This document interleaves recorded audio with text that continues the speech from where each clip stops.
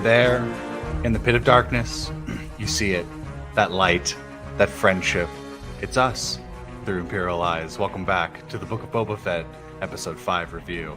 I'm your Was it host. really the Book of Boba Fett this time around, though? Welcome to our secret podcast. This is the book of Mando, the book of Mando Fett. Yeah. Yeah. What's going on with this episode, guys? Come on. Welcome. I'm your host, Jackson Daleen. And I'm your other host, Braydon Leadbetter. And welcome to our Book of Mando review today. Book of Mando. So obviously, if you have not watched the episode, get out. Yeah, get the heck out of here. Or don't. Do whatever you want. I think we just actually spoiled it before we said anything. Yeah, but even then, like the episode, it'd be strange of you to click on this if you've seen the episode title, you have already been spoiled yourself. Right. Welcome. We're chilling. We're talking spoilers for the episode to come, as we're going to break down and talk about everything that's going on and happening and what we think is going to be continuing. Braydon, right off the bat, what are your overall thoughts of this episode? What did you take away kind of from this? I thought it was the most fun I've had watching one of these episodes. But I'm not sure if it was for the right reasons. Yeah. Because I'm not sure how it sits with me that one of the best episodes of this show so far has been no Boba Fett. Yeah. No, this has nothing to do with the story of this show so far at all.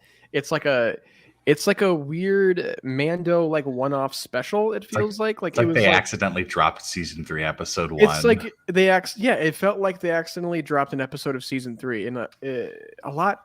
We found out a lot. A lot of answers were given to us of questions we had coming out of season 2. But was this the time to do that? Is the question? Yeah. I think understand that. I'm conflicted because I really liked it, but I'm not sure if it was for the right reason. Yes, I completely agree. And I think for me, this is probably, in the episodes we've gotten so far, this is probably my number 3 in the ranking. Okay. So yeah, I was like, this is a pretty decent episode. And I was like, but why am I watching this? Yeah. Like, why am I experiencing all this? You're right. We definitely got some great answers in this episode. And I am glad that we have moved on with some of the things that we have. So let's jump in, kind of break down each scene and everything that we've learned from it. He literally shows up in the first shot, which I thought was hilarious. Just, I loved that whole vibe that of like set was incredible. Yeah, it was very Saw. It was so cool. Super cool. Our boy Mando shows up and is collecting a bounty. So he's obviously but he's just back to doing what he was doing. Yeah. Which we'll talk more about, kind of his mindset of things. But I thought that was the first thing I noticed, was just like, oh, he's just kind of back to working, I guess. So he's collecting this bounty, takes out this group of, I don't even know what species they were. Bulldog species? I don't really know. They all have like bulldog faces. Pretty cool fight scene. And in it, he begins to wield the Darksaber, which was pretty rad. I'm glad that he whipped it out, and I was just like, well, I'm glad you're working with it. I was like, he has the Darksaber still. Thank God. That's good. I kind of expected him to be using the spear more, and his gadgets. That's kind of more his forte. I would feel like, as we learned in this episode, we're not going to see him using that any longer. yeah, literally. So he completes this bounty and then takes it to the buyer, and the buyer traded the bounty for information, and the information was where the armorer and Paz Vizsla was. So it was very cool seeing them again. I think that was my favorite point of this episode, was the armorer and all of that stuff. Kind of getting the lore and dealing with the Darksaber stuff. A lot of the Mandalore stuff is like, really cool. That we'll talk about that. But he meets the armorer, and they discuss essentially the importance of the Darksaber. And I'm glad they addressed Bo-Katan's aspect of it. They kind of hint at, her thing. And I like the idea that, like, if you don't get it correctly, it kind of becomes a curse. And it's like, yeah, that makes sense. Like, look what happened. The best shot of it is the, the Terminator 2 style shot of all of the security droids walking through Mandalore. Yeah. The shots of the Purge of the K2SOs, absolutely beautiful. Yeah, I thought those were so cool. They were cool, but also sad. Just haunting. Yeah, very haunting imagery. So he teams up with the armorer, and they smelt down his spear. Before we get there, let's talk about that. What was this planet that they were on? Like, they were on the ring. It was like a Halo ring. What was that? I think it was a space station. Is that something that we know as canon and we just aren't aware of it? Or I don't know. And we could look it up, but let me see if I'm looking at this kind of breakdown article and see if it talks about his. Because I looked up like Star Wars Halo Ring, Book of Boba Fett, and I couldn't find anything about it. So yeah, it could have been could have been like a new space station type planet where like there's like a population in the rings or ring of the. It kind of reminded me of that one from Into the Dark. I was just about the Amaxine station. Totally was just about to say that. Exactly. Yeah. Yeah, I'm trying to look anything for it, but yeah, it looked like a Halo ring straight up. I thought that on the instance. I was like, what am I watching? Yeah. Super cool. I love the design for it. And I like how, obviously they address it with his ship, but I like how he's jumping buses. Like he's just, he's just caravan hopping to each planet and each station to get work. Yeah. It's very Mando of him to be very untrustworthy of giving his stuff to his weapons, kind of like having to have his bag checked, if you will, because it was very very airporty. I thought he could get away with keeping the Darksaber on him, and I was thinking too, I was a little tense when he put it in. I was like, man, no one's gonna know that's a lightsaber. Yeah. You could have kept it. But I was like, man, I bet they're gonna have a whole plot where like they lose a bunch of his stuff and like, the Darksaber's gone. And when he opened it back up on Tatooine, I thought the Darksaber was gone. I thought something was missing. I was like, uh-oh. So finishing up on the Halo ring, he quote unquote joins the armorer's kind of commune, which is just her and Paz Vizsla. She gives some exposition about lore, which is everything that we already pretty know about. This is more kind of for our newer viewers to understand and recap everything that we know, how the Darksaber works and all that. Did we actually see what they smelted the spear into? No, he kept it in that little knapsack. It's like coins, or I thought it was rings. I think it's going to be those little balls that Grogu likes to play with. You think it's like a bunch of them? Yeah. That'd be kind of tough if like Grogu uses them at like with the Force and like attacks people. Well, I thought so. At first, I thought she was gonna smelt Grogu like a little Mando armor. Yeah, like a little tiny helmet. Yeah, like something like that. I was like, ooh, that would be cool. But yeah, I don't know. I don't know what it is, and I think they obviously tease that obviously Mando's going to be kind of. I think I was right when we recorded our news episode that's coming out tomorrow, that Mando's going to be in the rest of the season. And the rest of this, yeah, I agree. Yeah, 100%. Which I think is cool, and I think it's going to lead us into. I think they're using Book of Boba Fett as a bridge into Mando season 3. Do you think we will see Grogu this season? Yeah, I think we will. You think we'll see him in Book of Boba Fett? Yeah. Mm-hmm. Because I don't want to skip too far ahead, but we'll get there. But he has a line at the end of this episode that leads me to believe we'll see Grogu by the end of this season. Cool. So we'll talk about that because I don't know what line you're talking about. Anyway, so moving on. So he's training with. I want to talk about this training scene that ends up becoming the duel. The Darksaber works in a way that I didn't necessarily understand. That it gets heavier as you fight it, and it like literally looked like he was, like each swing, it just all of a sudden it added this extra weight to it. What's up with that? Is that, do you know anything about that? Is that something? That must be a new lore they're kind of adding to it just to make it a It little more it interesting. made me want to rewatch the Rebels episode where Yeah. Kanan teaches Sabine, because he teaches her all about kind of the mindfulness of wielding, Yeah. and I think that's what eventually Din's gonna know. Uh, I wonder if Luke is gonna teach Din how to sword fight. In Mando? Maybe it's like a one-off thing. He just kind of teaches them like a, here's how you use your stance and kind of thing, uh rather than it being like a whole arc. It's, another little fun little cameo. You could do wide shots so you don't have to edit in a whole nother Mark Hamill. Yeah, I wonder if that would be better off being an Ahsoka thing.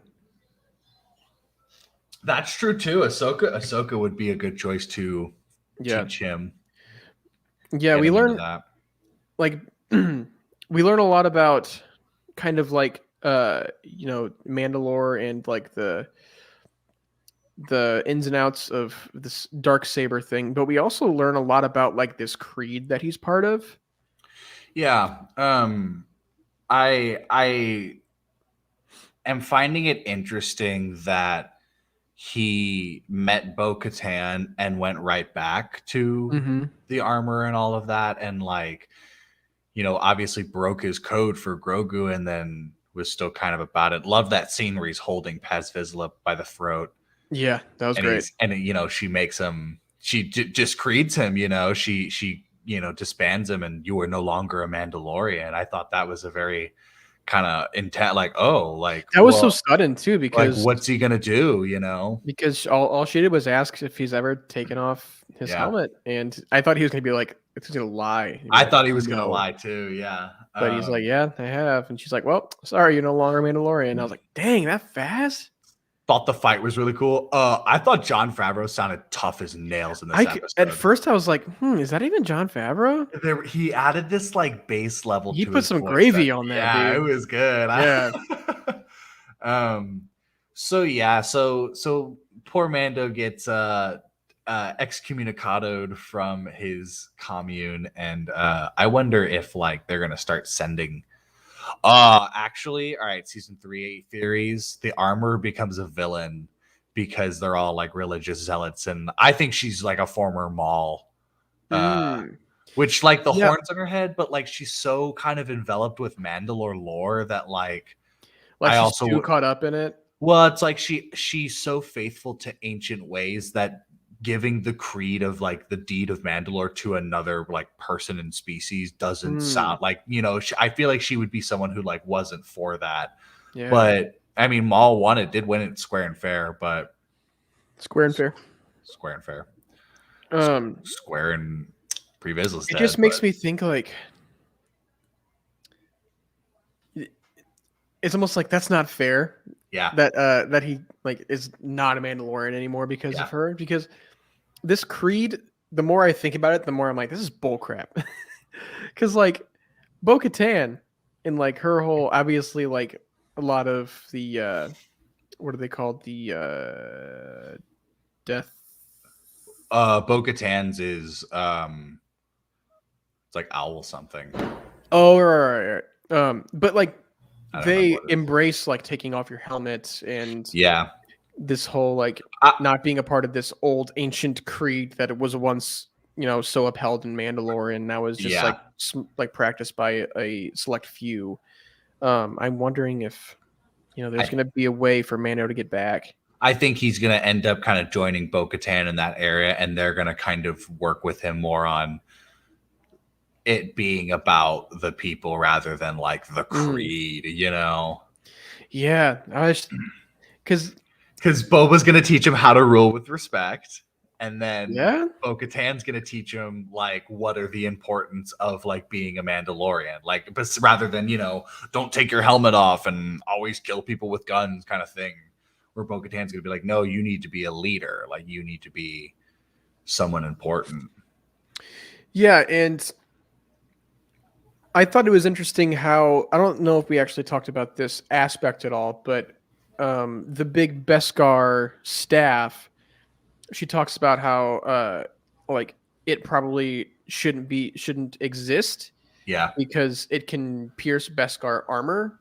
So in the Yeah. wrong hands, like Beskar is not like Yeah. is now A nothing. better There's no armor than it is a weapon. yeah, Yeah. yeah. No, I agree. And I think it's good that Din now has the dark saber too. He's kind of the ultimate unstoppable force. That's why I think watching him and Boba fighting side by side again is going to be awesome. Tough. It's gonna be Yeah. awesome.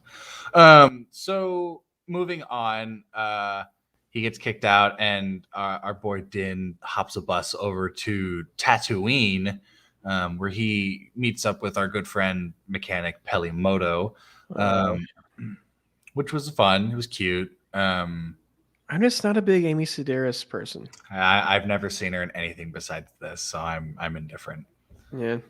Um, but Pelly tells Mando that she has a replacement for the Razor Crest. He thinks it is a Razor Crest, and it's actually instead an N1 starfighter. It's a Naboo ship. It's a Naboo starfighter. I messaged you as soon as I saw that. I was like, "Is yeah. that an N1?" Super cool. Yeah, dude. It's a hunk of junk when he first sees it. It's in pieces. It's still got its original yellow painting on it, which I thought was cool. But then they have a It's nice so weird little. to see something like that as like a junk relic now. Yeah, I think so. Well, and I think that was funny that her main point of selling it to him was that it was pre-Empire. Mm-hmm. Was that it was just that was like the goal of it, and I was like, yeah, that does make sense. It's like how many of those kind of starfighters Like are still handmade, around? Yeah, you know, made with care. Kind of like Um, it's kind of one of those things where like a lot of things that were made in like the 50s and 60s were like yeah, they hold up a lot better now because they were made, you know, with such more care and like with better materials, handmade, that kind of thing.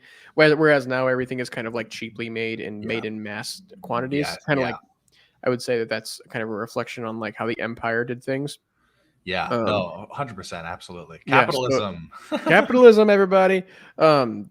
So yeah, I think that was cool, and I also thought it was really cool that that wasn't BD1, right? That was just a No, BD it just droid. was a BD unit. Yeah. Okay, I was like, I would love seeing a live action BD unit. I thought so too. I loved. I thought that was really cool. A little Fighting really off nice the Womp callback. Rats. And yeah. I thought it was hilarious. Seeing someone speak Jawaese that wasn't a Jawa. I know, and she dated a Jawa. And she did it so well. It was so fluent. She's That I like, was they're a just little like, furry. oh, it was like She's a she little just spoke. furry. Yeah. Yeah, it's very furry.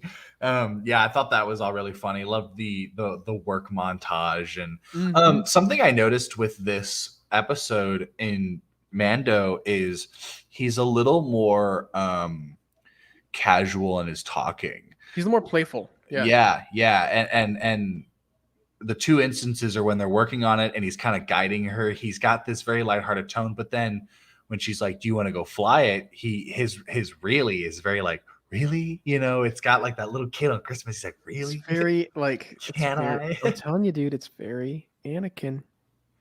Yeah, Very right. young Anakin because you know I don't want to skip to it, but he's done flying around and test flying it, comes back and he's like, "Wizard!" That was so cool. That message you sent me made me laugh out when I was out in public.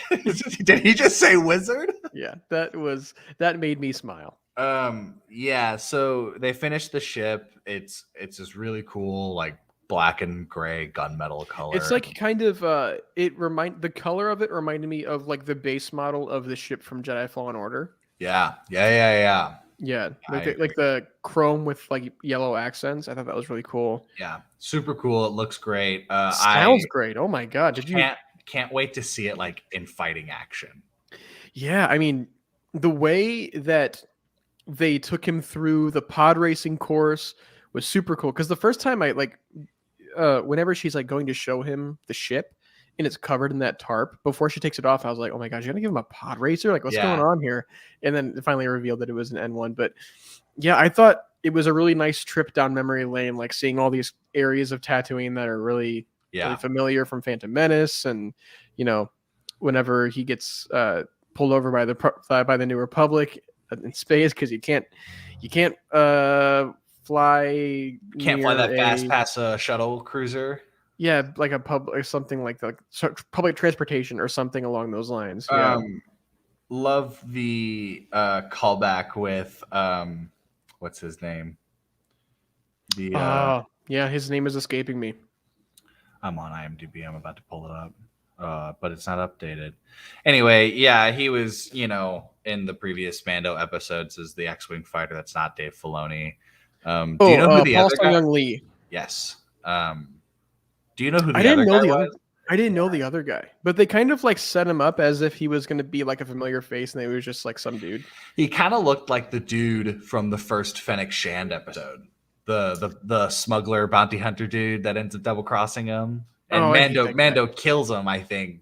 No, But yeah, I hate that guy. Not that he guy. kind of No. looked like him for a split second, but yeah, we see his sublight maneuver, which that was really cool. That was really fun. Dude, the sound design, it sounds so beefy and awesome. Love the exposed hot rod engine, like. So then he goes back down to Peli and on Mos Eisley and lands the ship, and she tells him that someone was there looking for him, and he's like, who? And she's like, I don't know, I told him to leave. And then Fennec Shand just jumps out of nowhere and is like, it was me. Hey. And that was our episode, pretty much, telling him to go, what's the quote you were saying? So there's a line he has at the end. I think it's like the last line of the episode. Yeah, it was that. No, he says something along the lines of, yeah, I will help you do this thing, but first I have to make a visit to a little friend. Is that what he said before it ended? Yeah, it was like the last line of the episode, and I was like, oh, that means he's gonna go take his little gift to Grogu before he starts helping them. You know what I noticed too is that they took the astromech port out, and that's where Grogu could sit. That's what I was thinking too. That was my first thought. My first thought was, oh my gosh, it's the perfect size for a little Grogu. I'm actually gonna pull up. I wonder if pull up this episode and look at this quote. Oh, I'm getting it up right now, actually. You got it too? That's funny. Yeah. He says, tell him it's on the house, but first I gotta pay a visit to a little friend. That is the quote. And then so I wonder if that's how the next episode will start. That's what I'm thinking too. I think next episode, I think we're getting some Grog. Some Grog. Do you think we're gonna get some Luke Skywalker? Nope. I don't think so. Do you think if we do, it'll be Mark Hamill's voice off screen? Do you think we'll see other Jedi that he has brought along that are older? Dude, what if it's like a preteen Ben Solo? I'm thinking that. What if they bring in Kyle Katarn? What if they start canonizing like old, like other Jedis that he teamed up with? Yeah. Okay. I don't know. I'm watching this last. Hold on. Yeah, I just threw the subtitles on. It's just says gonna pay a visit to a little friend. That's all he says. And I love that. Yeah, I guess, huh? I love that he's also returning the favor to Boba by not agree. Accepting the payment. No, I definitely agree. So we've got what, 2 episodes left? I believe so. I believe next week is the penultimate episode. Yes. What do you think we're going to be seeing in that direct episode? I'd like to see some really fun interactions between Boba and Mando. Get Fennec in the mix, obviously. I think we're going to see Mando reuniting with Grogu. Which it would have been nice to wait until Mando season 3 for that, but I think they're setting it up that we're going to see Grogu at least in the next episode. Yeah. And I want to see the start of some really cool action stuff. Seeing Boba and Mando kind of hash it out. Yeah. Meaning like getting in the trenches, fighting some bad guys. I think we're going to see Boba on his feet doing that, getting the good action in this next episode. And then the episode after that in the finale. He rides a Rancor in a battle. He'll ride the Rancor. Yeah. Yeah. That would be, how cool that would be? Like how cool of a visual that would be. It's going to be tough. Yeah. It's going to be cool. This is a pretty fun episode. It was enjoyable. I definitely agree that I wish this was like the start of season 3. It was weird because I was waiting for it to cut to Tatooine, Boba, and Fennec, but it never did. And it made me think, like, is this even does this even qualify as an episode of the Book of Boba Fett? I know, yeah, I had the same kind of mindset, and I think it's interesting that Bryce Dallas Howard directed both episodes, this episode and the last episode, and kind of went through with not showing Boba at all, or just bringing in Fennec at the end, and it was interesting. It was an interesting one. Yeah, it almost makes me think, like, did we waste time not like developing and like moving the plot forward with Boba? Could we have split this up a little bit and get That's some the thing, more though, is like info we with don't Boba? know, though, because we haven't seen the rest of the season. So Yeah, that's true. That is true. So I guess we'll answer that when we finish the season. Yeah, that's why I'm not sure if I'm feeling the way I should be or not, because all the buzz I've seen from everybody is like, oh my gosh, this is the best episode of the Book of Boba Fett we've gotten. But I'm like, is it really an episode of the Book of Boba Fett, though? Yeah, right. So it's just something to think about. I don't know. So we'll see how it fits into the context of the season once that's completely released. So yeah, I agree. So I think that's all. Do you have anything else you want to say for this? No, I think my final thoughts are, I think this was a really fun episode. I think it answers a lot of questions. Maybe answers a little too much too soon. I think unless they're just jumping way forward with Mando season 3, but it's a lot of stuff that I was wishing would happen in Mando season 3. But alas, we got it now, and we have to accept that. And I think it was a really fun change of pace, kind of, for this show. But I'm not entirely sure if it was the right one. Yeah, but that doesn't take away from my enjoyment of it. So looking forward to next week. You were talking about that planet that the armor was talking about, Concordia, which is the moon where we first meet Death Watch in the Clone Wars. It's the snow planet. It's a snow moon. Gotcha. And so yeah, that is the break off of. They're called the Children of the Watch, and they're an offshoot Children of the Watch of Death Watch. That's right. So thank you guys for hanging out, listening. If you're listening to this a little later, when we release it, tomorrow? When we do that, the podcast version drops as soon as we stop recording here. Oh, okay, cool. So yeah, check it out. Listen to us. Find us next week. Talking about the penultimate episode of the Book of Boba Fett. We've got a news episode out, which comes out tomorrow. So check that out. Give us a little listen, hang out. And thank you for being here. As always, you can follow our Twitter, which is @ImperializedPod. You can follow our Instagram, which is @ThroughImperialEyes and look us up on Facebook. Check us out on YouTube, Anchor, Spotify, Apple Podcast, wherever you get where to find us. You know where to find us. You can find me on Twitter, Jackson at Quackson Scalene, QUACKSON, and scaling like the triangle. And you can follow my photography Instagram, which is on Instagram. I just said that, which is DALEEN_photography. I have a lot of things running through my head right now. I'm trying to make sense of it all. Braydon, what about you? What are your socials? Where do you go? As always, you can find me on Instagram @braydonleadbetter and on the twits @braydathlon, and see it I'm watching, see it I'm reviewing on Letterboxd @bledbetter, and see it I'm doing it in the video world @vat19 on YouTube. Until then, thank you. Have a great rest of your night. And check us out tomorrow for some news. Yeah, listen to us during your work day. Throw us on, hang out. I don't remember what we talked about, but it's going to be. It was a good conversation. Uninformed of the things we know now, so it's a lot of speculating of this conversation. So honestly, back to back it, Yeah, tomorrow us is going to make. We're making tomorrow us look like idiots. Yeah, literally. Oh, how wrong we were. How wrong we were a lot of the time. But we were a little bit right. Until then, thank you for hanging out, and may the Force be with you.